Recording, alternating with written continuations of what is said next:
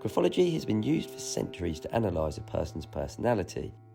It is important to note that it's not a perfect science and has its sceptics.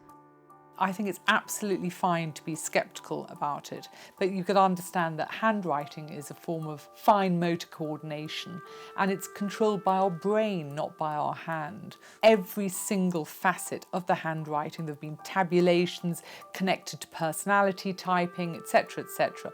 So in theory, if I was to analyse somebody's handwriting here and then somebody in Australia or somebody in India did exactly the same handwriting, we should come up with pretty much the same result.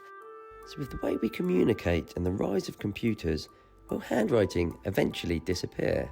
The younger generation is more interested in psychology than perhaps my generation. I think people are using pens and pencils to actually write their thoughts down. What we are losing the art of is letter writing, writing letters to friends and relatives. I know it's a slight adjunct to what I do because I'm interested in the personality of the writer, but I really would like to promote everybody just writing one letter a week.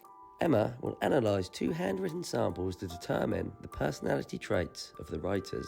There are 3 things, it's quite important for me to say, that I can't tell as a graphologist. And I can't tell whether somebody's right or left-handed. I can't tell how old they are, and I can't tell whether they're male or female. Mother Teresa was a compassionate nun who dedicated her life to serving the poor, but was also known to be dogmatic and intolerant. This first one that I'm seeing is incredibly regular. It's quite a slow writing. This person wants the reader to see themselves as very orderly and in control. Even though I'm looking at a photocopy here, I can see by the width of the stroke and the pastiness of it that the pressure is quite strong. So there's a lot of energy here. They can have quite a lot of tension within themselves to be seen to be doing the right thing. There are quite long T bars, so they're very determined, very ambitious. There are circles within circles, which is nearly always a sign of somebody who can be discreet, but I'd go a step further here to say that they're actually quite secretive. Charles Manson was a charismatic cult leader who orchestrated murders and was known to be paranoid and delusional.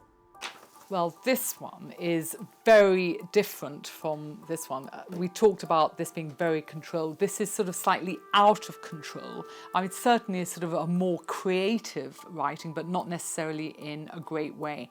They've got retracing of the strokes like this one had, but in a rather a manic way, and the pressure is uneven. Some of the words have very heavy pressure, some much lighter, so emotionally they're all over the shop and quite moody and quite unstable, I'd say. The T bars are exceptionally long. For instance, a T would go right across the word going on to the next word. So there's a determination there which I would say would spill over into aggression.